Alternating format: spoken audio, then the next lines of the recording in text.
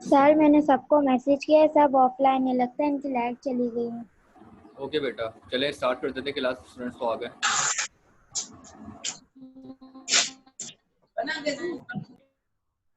बेटा अपने mic off रखिएगा। बिस्मिल्लाहिर्रहमानिर्रहीम। कल की क्लास भी आप लोगों की प्रॉपर नहीं हो सकी थी, लाइट चली गई थी मेरी। तो आज कोशिश करेंगे कि कल का टॉपिक भी कवर हो जाए और आज भी कुछ जो है वो एक्स्ट्रा कर लें।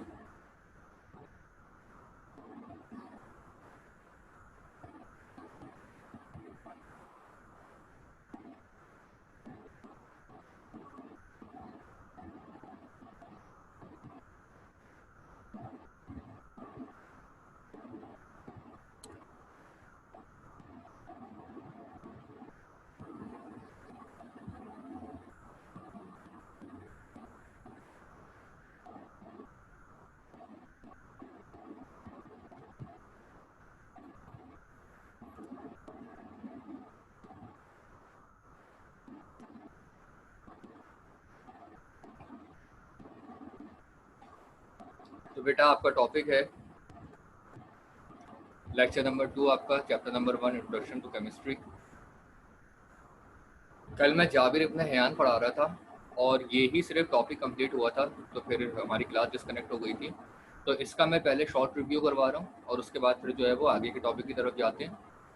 जाबिर इब्न हयान जब आप लोगों को मुस्लिम पीरियड पढ़ाया था तो उसमें बताया था आपको कि Jabir ibn Hayyan was one of the most famous Muslim scientist और he generally known as father of alchemy, founder of chemistry. ठीक है, यानी आपकी ओल्ड केमिस्ट्री, पुरानी केमिस्ट्री को हम अल्केमी कहते हैं। तो उसमें जो है ये उसके फादर माने जाते हैं क्योंकि उनकी कंट्रीब्यूशन केमिस्ट्री के अंदर बहुत ज़्यादा है। जो मेन कंट्रीब्यूशंस हैं उनकी, he invented experimental methods for the preparation of nitric acid, hydrochloric acid and sulphuric acid.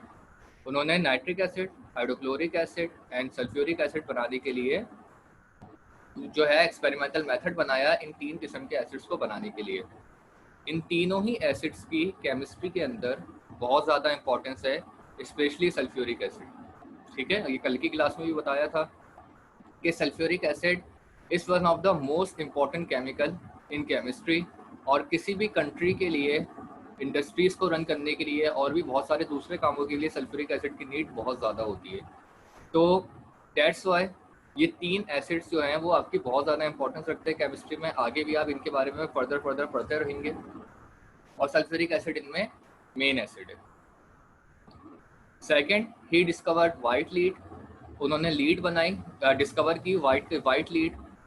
Lead आमतौर पे जो है वो रेडिश ब्राउन कलर की होती है, एलिमेंट होता है ये आपका, जिससे वायर्स वगैरह बनते हैं, लेकिन वाइट लीड बहुत रेयर फॉर्म में मिलता है, तो उन्होंने उसको डिस्कवर किया।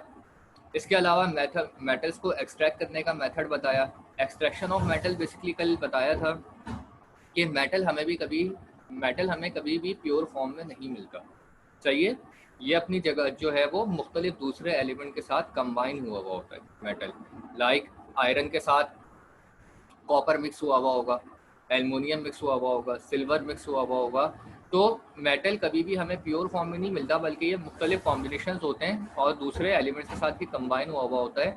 तो उसको एक्सट्रैक्ट करना पड़ता है, यानी कि निकालना पड़ता है उसकी प्योर फॉर्म में से। ठीक है, उसको उसकी प्योर फॉर्म में कन्वर्ट करके लेकर आना होता है। तो उन्होंने वो मेथड बताया कि किस तरह हम मेटल को उसकी प्योर फॉर्म में लेकर आ सकते हैं और उसमें से जो इम्प्योरिटीज़ हैं उसको रिमूव कर सकते हैं। Third one, he also develop method of dyeing clothes. कपड़ों को कलर करने का तरीका बताया उन्होंने। सही है, मेथड ऑफ डाइंग क्लोथ्स, यानी जो भी हम कपड़े पहनते हैं कलरफुल। सही है, अलग अलग कपड़ों के ऊपर, क्योंकि बेटा देखें जितनी भी ड्रेसेस हैं वो आमतौर पे बनते हैं कॉटन से। ठीक है, और कॉटन जो है वो आपका वाइट कलर का होता है, तो उसको कलर करने के मेथड्स होते हैं। तो उन्होंने जो है वो कपड़ों को कलर करने के मेथड्स बताए। And last one, he develop method of distillation. Distillation किसको कहते हैं? डिस्टिलेशन कहते हैं एक लिक्विड में से दूसरे लिक्विड को अलग करना। सही है, एक लिक्विड में दूसरा लिक्विड मिक्स हुआ हो तो दोनों लिक्विड को अलग अलग करना, ये मेथड जो है वो मेथड ऑफ डिस्टिलेशन कहलाता है। तो उन्होंने मेथड ऑफ डिस्टिलेशन को जो है वो डेवलप किया, बताया। ठीक है, कि किस तरह हम दो अलग अलग लिक्विड्स को एक दूसरे में से अलग कर सकते हैं। नाउ अब आपके आते हैं Al Razi. Al Razi was also a famous Muslim scientist और उनका जो पीरियड है वो 862 से 930 है, ठीक है। अल-राज़ी एक फिजिशियन थे, अल्केमिस्ट थे और फिलोसोफर थे। अगर हम केमिस्ट्री की बात करें, वैसे तो उनकी फिजिक्स और फिलोसफी में भी काफ़ी काम है, बट केमिस्ट्री की अगर हम बात करें तो he was an expert surgeon and was the first who use अफ्यूम एज एन एनेस्थीसिया। देखिए बेटा, ये जो एनेस्थीसिया है, एनेस्थीसिया कहते हैं हम बेहोशी को, ठीक है। ऑपरेशन से पहले जब बेहोश वगैरह करते हैं पेशेंट को, तो उस प्रोसेस को हम कहते हैं एनेस्थीसिया, यानी कि बेहोशी। अल-राज़ी एक एक्सपर्ट सर्जन थे और उन्होंने पहली दफ़ा एनेस्थीसिया के लिए अफ्यूम का इस्तेमाल किया, ठीक है। अफ्यूम जो है वो बेसिकली ड्रग है, जो कि जो है वो किसी को भी अनकॉन्शियस स्टेट में लेकर जाने के लिए होती है, यानी कि बेहोश करने के लिए होती है। पहले के ऑपरेशंस में एक मुश्किल ये होती थी, एक बड़ी मुश्किल ये होती थी कि पेशेंट बेहोश तो हो जाते थे, लेकिन उनको दोबारा होश में रहना काफ़ी मुश्किल काम हो जाता था और सम टाइम जो है वो बेहोशी में ही डेथ हो जाती थी, क्योंकि पेशेंट जो है वो होश में आ ही नहीं सकते थे, आ ही नहीं पाते थे। तो उन्होंने पहली दफ़ा अफ्यूम का इस्तेमाल किया एनेस्थीसिया के लिए, तो उससे ये हुआ कि किसी को भी एनेस्थीसिया देना या बेहोश करना ईजी हो गया और फिर उसको वापस जो है वो होश में लाना ईजी हो गया, ठीक है। तो ये एक बड़ी डेवलपमेंट थी in the field of medical science और ये मेथड आज भी अफ्यूम के जरिए एनेस्थीसिया देने का इस्तेमाल होता है। He divided substances into living and non living origins. उन्होंने सब्सटेंसेस को लिविंग और नॉन लिविंग के अंदर डिवाइड किया। पहले ये मिसकॉन्सेप्ट था कि प्लांट्स जो हैं वो नॉन लिविंग थिंग है, ठीक है। तो उन्होंने जो है वो डिस्क्राइब किया कि प्लांट जो है वो नॉन लिविंग थिंग नहीं है, बल्कि प्लांट्स भी जो है वो लिविंग थिंग में ही काउंट होते हैं। क्लियर है बात? तो उन्होंने लिविंग और नॉन लिविंग के दरमियान एलिमेंट्स को कैटेगराइज किया और बताया कि कौन सा एलिमेंट लिविंग है, कौन सा नॉन लिविंग। क्योंकि देखें, जो लिविंग है, जो चल रहे फिर रहे हैं, वो तो हमें नज़र आते हैं कि ये लिविंग है। एनिमल्स लिविंग हैं, हम लोग लिविंग बींग्स हैं, ठीक है, इंसेक्ट्स लिविंग बींग्स हैं। बट जो चीज़ें हमें बाहर दिखने में चलती फिरती नज़र नहीं आती, उनको डिस्क्राइब करना मेन चीज़ था। जैसे कि प्लांट्स, वो मूव नहीं करते, वो हमें सांस लेते हुए नज़र नहीं आते, वो हमें अपना फूड खाते हुए नज़र नहीं आते, वो हमें बात करते हुए नज़र नहीं आते, बट प्लांट्स भी आपके लिविंग थिंग के अंदर ही आते हैं। तो उन्होंने जो है वो इस तरह की लिविंग और नॉन लिविंग ऑरिजिन्स में जो है वो एलिमेंट्स को और ऑब्जेक्ट्स को डिवाइड किया। इसके अलावा उन्होंने केमिकल कंपाउंड्स को ऑर्गेनिक और इनऑर्गेनिक कंपाउंड्स के दरमियान में डिफाइन किया, यानी कि कौन से केमिकल कंपाउंड ऑर्गेनिक हैं। ऑर्गेनिक वो कंपाउंड्स होते हैं जो कि कार्बन और हाइड्रोजन से मिलकर बनते हैं, और ये मैंने आपको पहली क्लास में बताया था कि ऑर्गेनिक कंपाउंड्स, हम उन कंपाउंड्स को कहते हैं जो हमें बाय नेचर मिलते हैं। ज़्यादातर ऑर्गेनिक कंपाउंड्स हमें बाय नेचर मिलते हैं, सही है। जस्ट लाइक और जैसे पेट्रोल हो गया, गैस हो गई, ये हमें बाय नेचर मिलती है और जिसको हम खुद से प्रिपेयर नहीं कर सकते, तो ये ऑर्गेनिक कंपाउंड्स हैं। और इनऑर्गेनिक कंपाउंड्स वो सारे कंपाउंड्स होते हैं जो कि मिनरल्स वगैरह से मिलकर बनते हैं, ठीक है, लाइक जिप्सम, क्रोमाइट, मार्बल, ये आपके इनऑर्गेनिक कंपाउंड्स में आते हैं, ठीक है।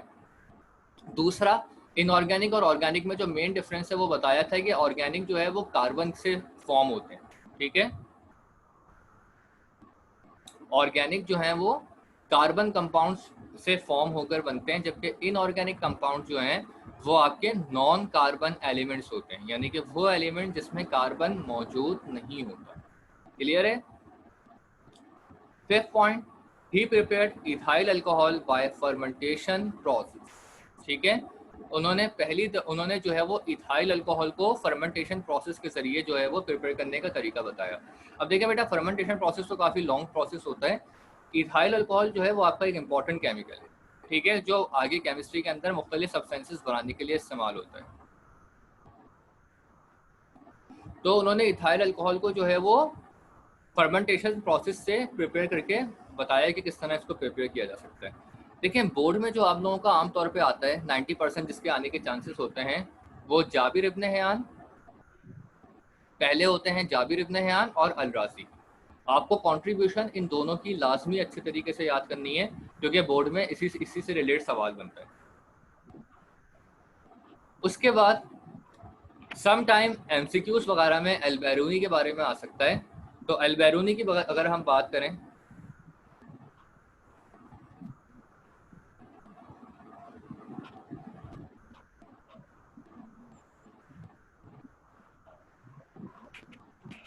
he contributed, एक मिनट बेटा, किसी का माइक ऑन।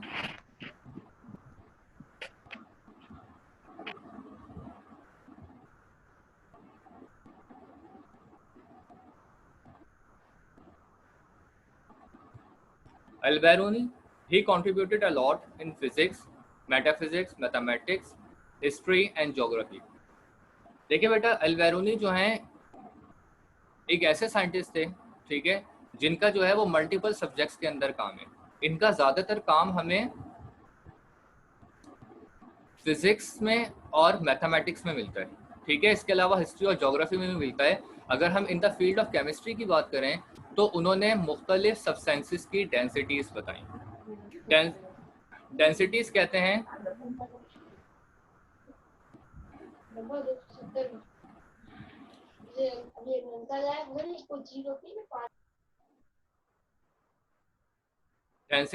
हैं मास पर वॉल्यूम, यानी एक ऑब्जेक्ट का कितना मास है और वो अपने मास के हिसाब से कितनी वॉल्यूम ऑक्यूपाई कर रहा है, उसको हम डेंसिटी कहते हैं, ठीक है। देखें, ये बात ज़रूरी नहीं है कि एक ऑब्जेक्ट का अगर मास ज़्यादा होगा तो वो जगह भी ज़्यादा घेरेगा, ठीक है। बहुत सारे ऑब्जेक्ट ऐसे होते हैं जिनका मास ज़्यादा होता है लेकिन वो जगह कम घेरते हैं। जैसे मेटल की बॉल 10 kg की भी हो, वो थोड़ी सी जगह घेरेगी, ठीक है। लेकिन कॉटन,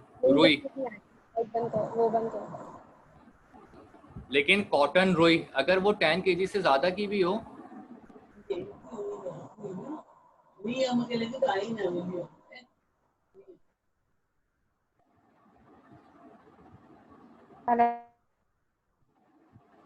अगर वो 10 kg से ज़्यादा की भी हो, रुई, कॉटन, तो या फॉर एग्जांपल 1 kg भी हो, तो वो बहुत ज़्यादा स्पेस ऑक्यूपाई करेगी, ठीक है। तो ये चीज़ जो है वो आपकी डेंसिटी को डिटरमाइन करती है, मास पर वॉल्यूम। तो ये ज़रूरी नहीं है कि अगर कोई ऑब्जेक्ट का मास ज़्यादा है तो वो जगह भी ज़्यादा घेरेगा, ठीक है। तो मास पर वॉल्यूम का जो रेशो होता है वो डेंसिटी है, और उन्होंने मुख्तलिफ सब्सटेंसेस की डेंसिटीज़ को जो है वो डिफाइन किया, ठीक है। सब्सटेंसेस की डेंसिटीज़ बताएं कि किस सब्सटेंस की कितनी डेंसिटी है, ठीक है। अच्छा, अब इसमें सबसे पहले अगर किसी स्टूडेंट को कोई सवाल है इन कंट्रीब्यूशन में तो बता दे, वरना फिर हम नेक्स्ट टॉपिक की तरफ जाते हैं।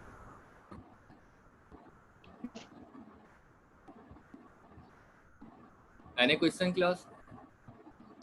नो। ठीक है, नो सर। ओके बेटा।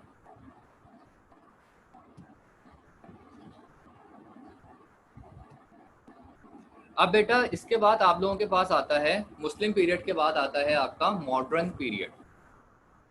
अब मॉडर्न पीरियड वो पीरियड है जो कि 1600 से स्टार्ट होता है और 1600 के बाद ऑनवर्ड, यानी अभी तक जो हमारा एरा चल रहा है, इसी में जो है वो ये पीरियड कंटिन्यू है, सही है। 2020 एंड ऑनवर्ड चलता रहेगा। अब देखें, मॉडर्न पीरियड के अंदर जो ज़्यादातर कंट्रीब्यूशन है वो नॉन मुस्लिम साइंटिस्ट की हैं। मुसलमानों की कंट्रीब्यूशन जो है वो 600 से 1680 तक रही हैं। 1000 साल मुसलमानों ने कंट्रीब्यूशन की केमिस्ट्री के अंदर। फिर उसके बाद मुसलमान अपने प्रॉब्लम्स में फंस गए, तो नॉन मुस्लिम्स की कंट्रीब्यूशन फिर जो है वो हमें ज़्यादा मिलती है। अब मॉडर्न पीरियड के अंदर सबसे पहला जो आपका नाम आता है वो आता है रॉबर्ट बॉयल का। 1627 डेट ऑफ बर्थ है इनकी, 1691 डेट ऑफ डेथ है। Basically, he is affectionately known as the father of modern chemistry and was the first to put forward the idea that the chemistry should be regarded as a systematic investigation of nature with the sole of aim promoting knowledge. देखें, basically Robert boil की को father of modern chemistry कहा जाता है। Father of old chemistry जो है वो आपके जाबिर इब्न हयान है, और फादर ऑफ मॉडर्न केमिस्ट्री जो है वो आपके रॉबर्ट बॉयल हैं। इन्होंने केमिस्ट्री में बड़ी चेंजेस की, केमिस्ट्री की नॉलेज को बहुत बड़े एरिया पर स्प्रेड आउट कर दिया, ठीक है। तो इस वजह से उनको जो है वो फादर ऑफ मॉडर्न केमिस्ट्री कहते हैं। और ये की पॉइंट ज़रूर याद रखिएगा क्योंकि एग्जाम में एमसीक्यूज इन सारी चीज़ों से बहुत सारे बनते हैं, ठीक है। कि कौन ओल्ड केमिस्ट्री का जो है वो फादर है, कौन मॉडर्न केमिस्ट्री का फादर है, किस साइंटिस्ट ने कौन सी चीज़ डिस्कवर की, किस साइंटिस्ट ने कौन सी चीज़ इन्वेंट की, तो ये फ़र्क है। अच्छा बेटा, एक बात और ध्यान में रखिएगा, क्योंकि यहाँ पर आपको दो वर्ड आएंगे, किसी जगह पर इन्वेंशन लिखा हुआ होगा और किसी जगह पर डिस्कवरी लिखा हुआ होगा। तो बेसिक डिफरेंस जो कि इन्वेंशन और डिस्कवरी के बिटवीन होता है वो ये कि इन्वेंशन कहते हैं एक चीज़ पहले से मौजूद ही नहीं थी और उसको बनाना। फॉर एग्जांपल कार हमेशा से नहीं थी, उसको बनाया गया है, ठीक है। वो पहले मौजूद नहीं थी, जहाज़ हमेशा से नहीं था, उसको बनाया गया है। तो वो चीज़ कहलाती है आपकी इन्वेंशन, कि एक चीज़ मौजूद नहीं थी और फिर उसको बनाया। डिस्कवरी कहलाती है कि एक चीज़ पहले से मौजूद थी लेकिन हमें उसके बारे में पता नहीं था, तो वो चीज़ कहलाती है डिस्कवरी, कि उसको बाद में डिस्कवर किया, दरियाफ्त किया, उसके बारे में पता लगाया। फॉर एग्जांपल ऑक्सीजन को डिस्कवर किया गया है 17वीं सेंचुरी में, ठीक है। लेकिन 17वीं सेंचुरी तो सिर्फ आज से 300 साल पुरानी बात है। क्या उससे पहले ऑक्सीजन नहीं थी? ऑक्सीजन उससे पहले भी थी, लोग उससे पहले भी सांस लेते थे, लेकिन किसी को ये पता नहीं था कि हम सांस कैसे लेते हैं, ठीक है। तो ये चीज़ कहलाती है डिस्कवरी, कि हम सांस ऑक्सीजन से लेते हैं। ये बात पता लगी 17वीं सेंचुरी में, ठीक है, लेकिन ऑक्सीजन इससे पहले भी मौजूद थी। तो इन्वेंशन और डिस्कवरी में बेसिक डिफरेंस ये है। अब आपके अलग अलग साइंटिस्ट के यहाँ पर नाम हैं। जे ब्लैक हैं। जे ब्लैक, उन्होंने कार्बन डाइऑक्साइड को स्टडी किया। जे प्रीस्ली हैं, उन्होंने ऑक्सीजन को, सल्फर डाइऑक्साइड को और हाइड्रोजन क्लोराइड को डिस्कवर किया, ठीक है। स्कील हैं, स्कील ने क्लोरीन डिस्कवर किया। कैवेंडिश ने हाइड्रोजन डिस्कवर किया। लेवोशियर ने जो है वो ये बताया कि ऑक्सीजन जो है वो हमारे एयर के अंदर 1/5 है, ठीक है। यानी कि 20% हमारी एयर की वॉल्यूम जो है बाय वॉल्यूम ऑक्सीजन है। बेटा ये 150 नहीं है, 1/5 है, ये मिसप्रिंट हुआ है नोट्स के अंदर। तो ये 1/5 है, तो 1/5 का मतलब है 5 में से एक हिस्सा, यानी ऑक्सीजन हमारी एयर में तकरीबन 20%। वैसे तो 21% होती है, राउंड ऑफ करके 20% लिखा हुआ है। तो और इन्होंने ये चीज़ डिस्कवर की कि हमारी एयर के अंदर ऑक्सीजन है।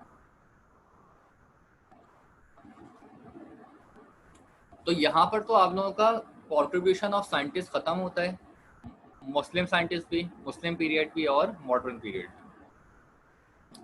अब आप लोगों का एक सवाल बनता है कि role of chemistry in society, ठीक है।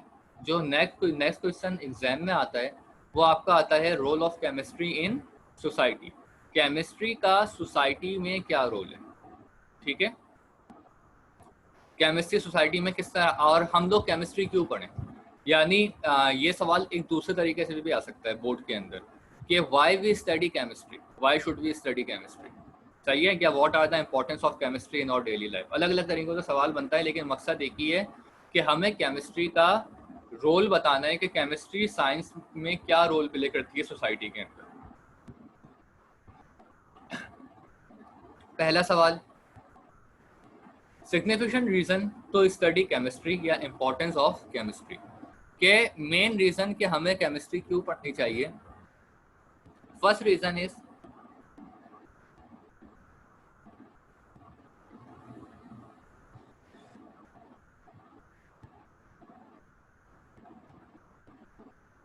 chemistry has important practical application in the society. The development of life-saving drugs is one and a complete list would touch upon the most areas of modern chemistry. देखिए बेटा, पहली बात कि chemistry की society के अंदर बहुत इम्पोर्टेंस है, बहुत प्रैक्टिकल एप्लीकेशन है सोसाइटी की अंदर केमिस्ट्री की। सबसे पहली एप्लीकेशन क्या, बहुत सारी लाइफ सेविंग ड्रग्स, सही है, यानी जान बचाने वाली दवाइयाँ हम केमिस्ट्री की मदद से बनाने में कामयाब हुए। जैसे फॉर एग्जांपल पहले ज़माने में अगर किसी को जो है वो, आपने सुना होगा मलेरिया, बुखार होता है, ठीक है। पहले ज़माने में अगर किसी को मलेरिया हो जाता था तो वो एक तरह से उसके लिए डेथ सेंटेंस होता था, सही है। जिस तरह आजकल हम लोग कोरोना से डरते हैं ना, तो वैसे जो है वो वहाँ पर मलेरिया उनके लिए डेथ सेंटेंस होता था कि मतलब जिसको मलेरिया हो गया उसके मरने के चांसेस बहुत ज़्यादा हो जाते थे, ठीक है, उसका इलाज नहीं हो पाता था। जबकि अब जो है वो मलेरिया बहुत नॉर्मल सी बीमारी है, बुखार होता है, 2-4 दफ़ा दवाइयाँ खाओ सेट हो जाता है, ठीक है। तो मुख्तलिफ लाइन बहुत सारी मेडिसिन जो पहले अवेलेबल नहीं थी और लोग उनकी लेक ऑफ अवेलेबिलिटी की वजह से लोगों की डेथ हो जाया करती थी, अब बेटा प्लीज़ माइक ऑफ कर दिया करें जो भी स्टूडेंट क्लास में एंटर हो।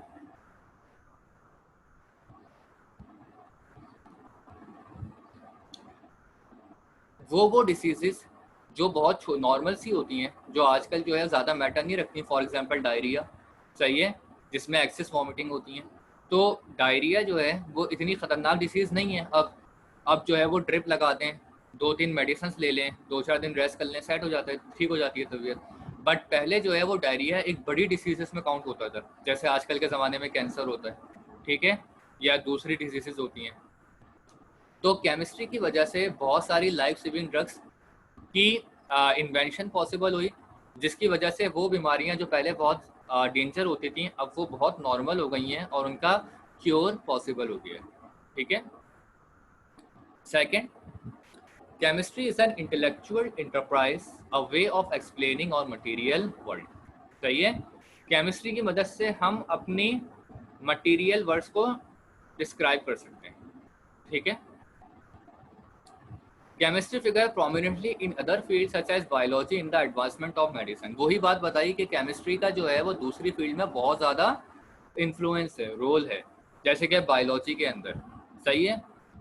मेडिकल के स्टूडेंट्स के लिए केमिस्ट्री पढ़े बगैर आगे की पढ़ाई करना पॉसिबल ही नहीं है। उसकी वजह क्या है कि जितने भी आप मेडिसिन बनाते हैं उसमें केमिस्ट्री का सबसे ज़्यादा रोल है, क्योंकि अगर आपको ये नहीं पता होगा कि किस ड्रग के अंदर किस दवाई में कितनी क्वांटिटी में एलिमेंट्स डालने हैं, सही है। अगर किसी में आयरन की डेफिशिएंसी है और वो आयरन की टैबलेट्स खा रहा है, तो इसका मतलब ये थोड़ी है कि बहुत सारा आयरन डाल देंगे, उसकी बॉडी उसको टॉलरेट ही नहीं कर सकती। तो आपको कितनी क्वांटिटी में आयरन डालना है, आयरन के साथ और कौन से एलिमेंट्स का कॉम्बिनेशन होना चाहिए, ये सारा क्या है, केमिस्ट्री है, ठीक है।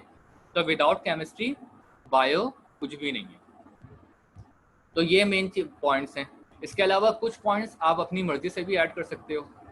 मेडिसिन की ईजाद हो गई, बहुत सारे जो ड्रग एडिक्टेड हैं उनकी ड्रग्स छुड़वाना जो है वो आसान हो गई केमिस्ट्री की मदद से, क्योंकि ऐसी मेडिसिन आ गई हैं जो आपको हेल्प करती हैं ड्रग्स को जो है वो गिव अप करने में। अगर हम डेली लाइफ की बात करें तो बेटा देखें, क्लोरीन, केमिस्ट्री के अंदर अकेला क्लोरीन एक ऐसा कंपाउंड है जिससे आप more than hundreds of compound बना सकते हैं, ठीक है, सिर्फ अकेले क्लोरीन से। बाकी एलिमेंट्स की तो बात ही नहीं करते, सिर्फ क्लोरीन से आप मोर देन सेवरल कंपाउंड्स बना सकते हैं। जैसे कि जो है ये पीवीसी पाइप्स बनाने के लिए इस्तेमाल होता है। आप देखते हैं प्लास्टिक पाइप्स की आजकल बहुत इंपॉर्टेंट है, हमारे घर में हर जगह प्लास्टिक पाइप्स लगे हुए होते हैं। जितने भी जो है वो हमारे पानी की पाइपलाइंस आ रही हैं बाहर से, उनमें प्लास्टिक पाइप यूज़ होते हैं। इसके अलावा भी प्लास्टिक का बहुत ज़्यादा रोल है हर जगह पर। तो क्लोरीन जो है वो पॉलीविनाइल क्लोराइड यानी प्लास्टिक पाइप्स बनाने के लिए इस्तेमाल होता है। इसके अलावा दूसरे जो क्लोरीन कंपाउंड्स हैं, ब्लीचिंग एजेंट हैं, डिसइंफेक्टेंट्स हैं, यानी जो जर्म्स वगैरह को मारने के लिए स्प्रे में इस्तेमाल होते हैं डिसइंफेक्टेंट्स, वो हैं।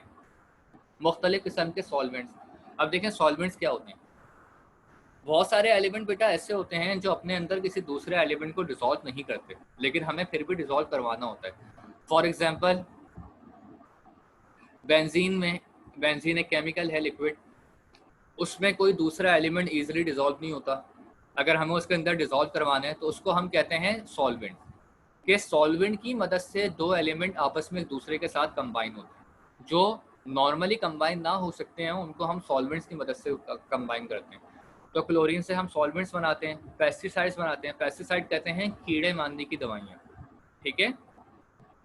जैसा कि क्रॉप्स वगैरह या प्लांट वगैरह जब उगाते हैं, सही है, घर में भी और खेतों वगैरह में भी जो मुख्तलिफ़ किस्म की फसलें क्रॉप्स वगैरह बनती हैं, चावल की, आटे की, गंदम की या मुख्तलिफ़ सब्जियों की, तो उनको पेस्ट लगने की ख़तरा होता है। पेस्ट क्या, कीड़े छोटे छोटे कीड़े। तो उनको जो है वो लगने से बचाने के लिए पहले दवाई डाली जाती है। तो उसको हम कहते हैं पेस्टिसाइड्स। तो क्लोरीन की मदद से मुख्तलिफ किस्म के जो है वो पेस्टिसाइड्स बनते हैं, रेफ्रिजरेंट्स बनते हैं, ठीक है। रेफ्रिजरेंट्स वो ठंडा करने वाली चीज़ें, फ्लेम रिटार्डेंट्स और ड्रग्स वगैरह बनाने के लिए केमिस्ट्री का क्लोरीन का इस्तेमाल होता है, ठीक है। यहाँ पर ये यूजेस ऑफ क्लोरीन में आता है। इसके अलावा क्लोरीन का जो एक और बड़ा यूज़ है वो क्या, कि ये मुख्तलिफ किस्म के पैथोजेनिक एलिमेंट्स पैथोजेनिक एलिमेंट्स जो हैं पानी के अंदर, वो एलिमेंट्स होते हैं जो पानी को डिसइंफेक्ट कर देते हैं, ठीक है, और पानी को इन्फेक्ट कर देते हैं। और उससे होता क्या है कि वो पानी फिर हमें डाइजेस्ट नहीं हो पाता, जिसमें सबसे जो कॉमन सिम्टम्स हैं वो क्या है, कॉलेरा, टाइफाइड एंड डायनेस्ट्री, ठीक है, डाइजेंट्री। ये वो डिसीजेज हैं जो पानी से पैदा होती हैं, सही है। टाइफाइड फीवर, देखें टाइफाइड और फीवर ये दोनों जो हैं वो, टाइफाइड फीवर की वर्स्ट फॉर्म है और ये नॉर्मल फीवर है, ठीक है। ये पानी की वजह से पैदा होती हैं। अगर पानी ख़राब हो तो आपको इन्फेक्ट होने का ख़तरा होता है। डाइजेंट्री ये डायरिया ही की फॉर्म है, ठीक है, जिसमें जो है वो बहुत ज़्यादा स्टमक अपसेट हो जाता है और वॉमिटिंग स्टार्ट होती हैं। तो ये वो डिसीजेस हैं जिसकी वजह से सम टाइम डेथ भी हो सकती है, अगर ये अब जो है अपनी वर्स्ट फॉर्म में आ जाए, ख़राब हो जाए बहुत ज़्यादा तबीयत। तो इनकी मदद से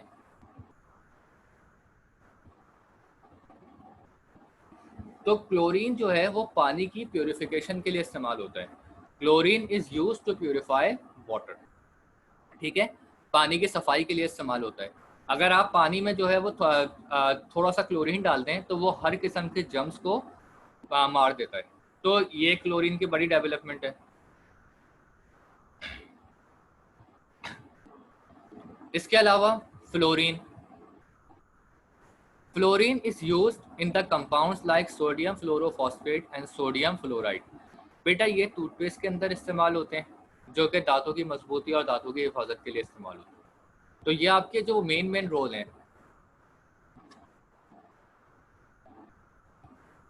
ये आपके जो है वो केमिस्ट्री के मेन रोल्स हैं, ठीक है। अब बेटा इसमें से एक बात ये कि आप इसको जब अपनी कॉपीज में लिखेंगे तो पॉइंट्स बनाकर लिखिएगा, ठीक है। पॉइंट्स किस तरह बनाएंगे, जैसे कि आपने जो है वो अपना पहला पॉइंट बना दिया, जैसा कि आपने अपना पहला पॉइंट बना दिया, it is used in making polyvinyl chloride as plastic pipes, ठीक है, ये पहला पॉइंट हो गया। फिर इसके बाद दूसरे पॉइंट में आपने लिख दिया क्लोरीन के अंदर ब्लीचिंग एजेंट के तौर पर इस्तेमाल होता है, डिसइंफेक्टेंट है, सॉल्वेंट है, पेस्टिसाइड है, रेफ्रिजरेंट्स है। ये दूसरे पॉइंट में सारी चीज़ें शामिल कर ली। तीसरा पॉइंट आपने बना दिया, it is used in treating water to kill pathogenic substances या पैथोजेनिक ऑर्गेनिजम्स, ठीक है, या आपने थर्ड पॉइंट बना दिया। तो इस तरह पॉइंट्स की फॉर्म में बनाइएगा, उससे प्रेजेंटेशन जो है वो अच्छी हो जाती है एग्जाम के अंदर। इस तरह पैराग्राफ वाइज लिखेंगे तो प्रेजेंटेशन थोड़ी सी ख़राब होती है और बोर्ड में प्रेजेंटेशन के भी नंबर होते हैं, ठीक है। जितना साफ सुथरा आपने काम किया हुआ होगा, ठीक है, उतना आपके लिए अच्छे नंबर लाने के चांसेस ज़्यादा होंगे। बट इट डजेंट मीन कि आप अपना सारा टाइम जो है ख़ास तौर पे गर्ल्स के फूल वगैरह बनाने में टाइम ज़ाया कर दें या हेडिंग्स को बहुत ज़्यादा खूबसूरत बनाने में टाइम ज़ाया कर दें। आपको जो है वो साफ सुथरा काम करना है, बट डिज़ाइनिंग की अननेसेसरी डिज़ाइनिंग की ज़रूरत नहीं है, क्योंकि आपके पास टाइम बहुत कम होता है, केमिस्ट्री का पेपर बहुत लेंथी होता है। लेकिन हाँ, काम आपका जो है वो प्रॉपर साफ सुथरा कट मार्कर वगैरह को यूज़ करने के साथ होना चाहिए। तो आप जब कॉपी में भी इसको उतारेंगे तो इसको इस फॉर्म में लेकर आएंगे, पॉइंट्स बनाकर लेकर आएंगे, ठीक है। यहाँ पर तीन पॉइंट्स तो आराम से बन सकते हैं क्लोरीन के, और अगर आप चाहें तो इससे ज़्यादा भी बना सकते हैं। जैसे यहाँ पर जो मल्टीपल यूजेस लिखे हुए हैं, आप इन मल्टीपल यूजेस को 2 अलग अलग पॉइंट्स में कन्वर्ट कर दें, ठीक है। इसी तरह फ्लोरीन के भी जो है वो 2 पॉइंट्स बन सकते हैं। Fluorine is use to protect and control tooth decay, सही है। और दूसरा पॉइंट आप लिखते हैं कि fluorine is use for the strengthening of our teeth, हमारे दांतों की मजबूती के लिए भी इस्तेमाल होता है, ठीक है। अब इसमें से अगर आप लोगों को कोई भी प्रॉब्लम है, सवाल है, तो वो बेटा पूछ सकते हैं। किसी भी स्टूडेंट को कोई सवाल हो तो बेटा पूछ ले।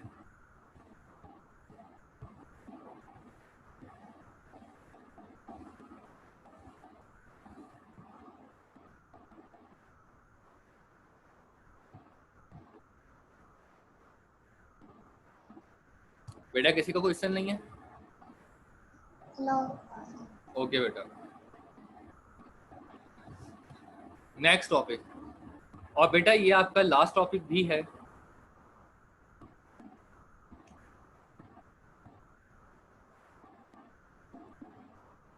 Scientific approach in chemistry.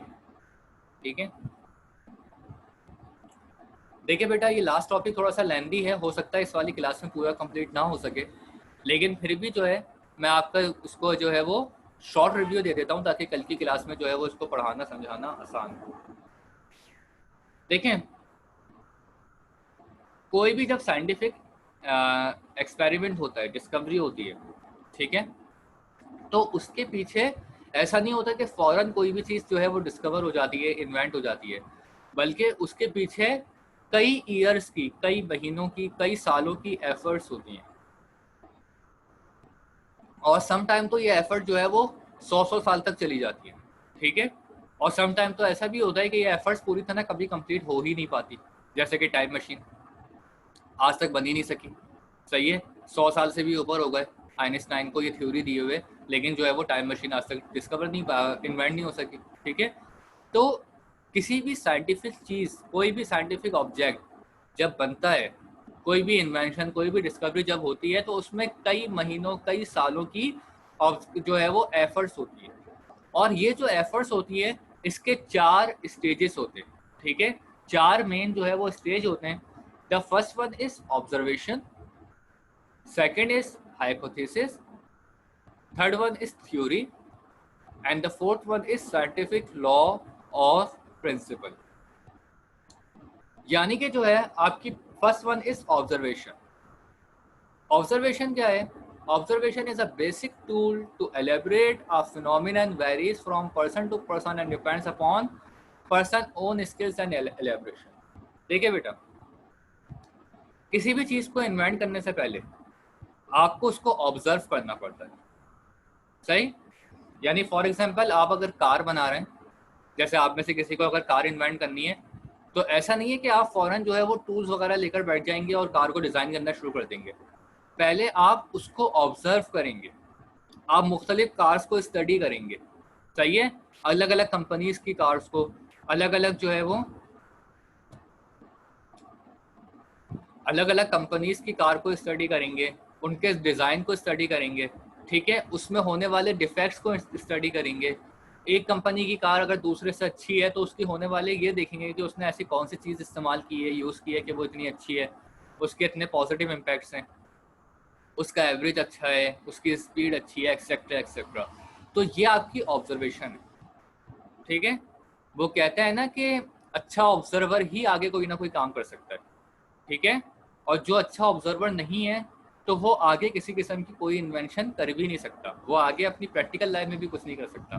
तो सबसे मेन और इम्पॉर्टेंट चीज़ क्या है कि आप एक अच्छे ऑब्जर्वर हों, आप अपने आसपास के माहौल से जो है वो अच्छी चीज़ों को निकाल सकें, एक्सट्रैक्ट कर सकें। ठीक है, और बता सकें, ऑब्जर्व कर सकें कि क्योंकि कौन सी चीज़ है, इसका क्या मकसद है। तो without a good observer you can not invent और डिस्कवर एनीथिंग। ठीक है, तो एक अच्छी ऑब्जर्वेशन होना ज़रूरी है। ठीक है, अब बहुत सारे साइंटिस्ट या बहुत सारे लोग ऐसे होते हैं जो कि सिर्फ ऑब्जर्व ही करते रह जाते हैं, और ये हमारी नॉर्मल लाइफ में होता है। सही है, कितने ही सारे लोग हैं जो सिर्फ ऑब्जर्व करते रहते हैं चीज़ों को, लेकिन कुछ आगे करते ही नहीं है, ऑब्जर्व भी करते रह जाते हैं। सही है, ज़िंदगी ख़त्म हो जाती है। तो बहुत सारी साइंटिफिक अप्रोचेस ऐसी हैं जो कि कभी ऑब्जर्वेशन से आगे पहुंच ही नहीं पाती। सही है, just like invention of time machine. ठीक है, टाइम मशीन आज तक सिर्फ हमने सुना है, किसी को बनाते हुए देखा नहीं। ठीक है ना, वो आज तक बनी। ठीक, तो वो क्या है, वो बेसिकली ऑब्जर्वेशन ही है सारी, कि ऐसा होगा तो ऐसे बन सकती है, ऐसा होगा तो ऐसे बन सकती है, लेकिन वो कभी प्रैक्टिकली हो ही नहीं सकी पॉसिबल उसका।